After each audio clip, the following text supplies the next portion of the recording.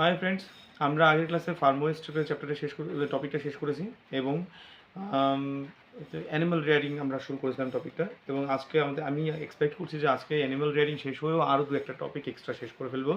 তো চলো শুরু করি।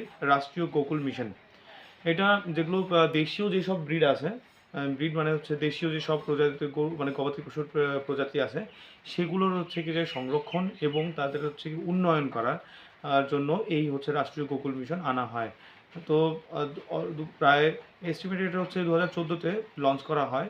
2025 কোটি টাকার মতো বা রুপির মতো হচ্ছে খরচ করা হয়। তো অবজেক্টিভ কি, ওই যে ইন্ডিজিনাস ব্রিডের হচ্ছে সংরক্ষণ, তারপর হচ্ছে কি যে উন্নয়ন এবং হচ্ছে কি মিল্ক প্রোডাকশন, প্রোডাক্টিভিটির সঙ্গে মাংসের প্রোডাক্টিভিটি এই সবগুলোকে খেয়াল রাখা। তো কী কী মানে indigenous, for example indigenous breed কোনগুলো হয়, যেমন কাঙ্করেজ, শাহিওয়াল, মুরাহ, তারপর মেহসানা, রেড সিং, তারপর দেওনি প্রভৃতি। ওকে, তো কী কী স্ট্র্যাটেজি নেওয়া হয়েছে, যে ব্রিডগুলোর improvement program for genetic cattle, মানে যেগুলো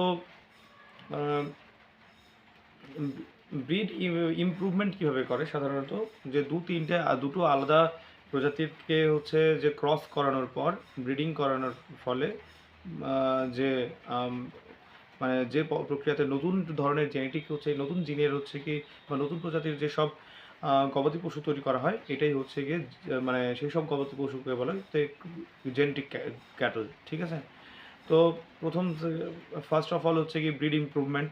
সেকেন্ডলি মানে কোয়ালিটি আর্টিফিশিয়াল ইনসেমিনেশন, যে কৃত্রিমভাবে যদি কোনোভাবে ব্রিডিং করানো যায়, ক্রস ব্রিডিং করানো যায়, যেমন হচ্ছে কি যে মানুষের ক্ষেত্রে যে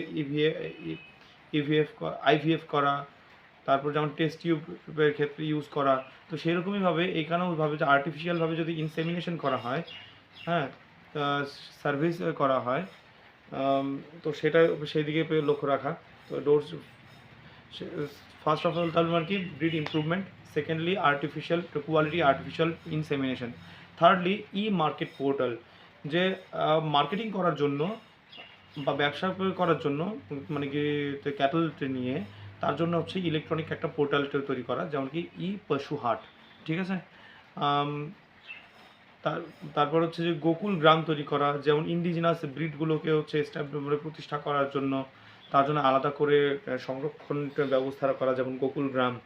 তারপর ন্যাশনাল কামধেনু ব্রিডিং সেন্টারকে এস্টাবলিশ করা, যাতে কিনা ইন্ডিজিনাস ব্রিডগুলোর সঙ্গে মানে কি সংরক্ষণও করা, উন্নয়ন করা এবং নতুন প্রজাতির কোনো ক্যাটল তৈরি করা। কী কী স্ট্র্যাটেজির কথা বললাম, ব্রিড ইমপ্রুভমেন্ট, কোয়ালিটি ইনসেমিনেশন, ই মার্কেট পোর্টাল, তারপর এস্টাবলিশমেন্ট অফ গোকুল গ্রাম, তারপর হচ্ছে ন্যাশনাল কামধেনু ব্রিডিংকে সেন্টার তৈরি করা।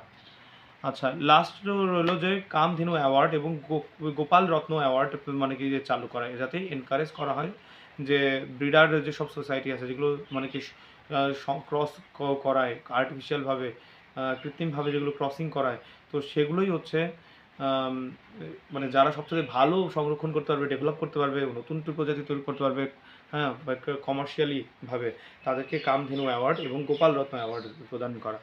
এই হচ্ছে রাষ্ট্রীয় মানে গোকুল মিশন। ঠিক আছে, আচ্ছা, এবার আমরা নতুন একটা ইনিশিয়েটিভ করবো, সেটা হচ্ছে government intervention to improve life stock health.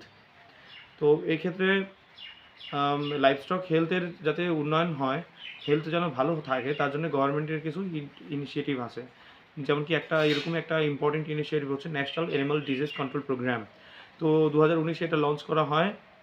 আর মুখের কিছু মানে রোগ বা পায়ের রোগ বা হচ্ছে ব্রুসেলোসিস লাইফস্টকের যেসব রোগ হয়, এগুলোকে থেকে মুক্তি পাওয়ানোর জন্য যে ভ্যাকসিন মানে ইউজ করা হয়, এটাই হচ্ছে কি government intervention to improve livestock health, এর মধ্যে national disease control animal disease control programme বলা হয়। তো এটা অনেকক্ষণ পর একটা মিনিস্ট্রি পেয়েছি, সেটা ministry of fishery, animal husbandry and dairy, হ্যাঁ, যেখানে কিনা এই মিশনটাতে 100% পয়সা দিচ্ছে গভর্নমেন্ট অফ ইন্ডিয়া। তো আমরা এতদিন আমরা পড়ছিলাম যে ministry of agriculture and farmers welfare, সেখানে আমরা আজকে নতুন একটা মিনিস্ট্রি দেখলাম, সেটা হচ্ছে ministry of fisheries, animal husbandry and daring with daring. ঠিক আছে, কী বললাম? Ministry of fisheries, animal husbandry and daring. ঠিক আছে, তো আজকে আমরা দুটো টপিক বললাম, একটা রাষ্ট্রীয় গোকুল মিশন, আরেকটা হচ্ছে কি national animal disease control programme. তো বিভিন্ন ধরনের রোগকে প্রতিরোধ করার জন্য ভ্যাকসিনের মিশন রাখা।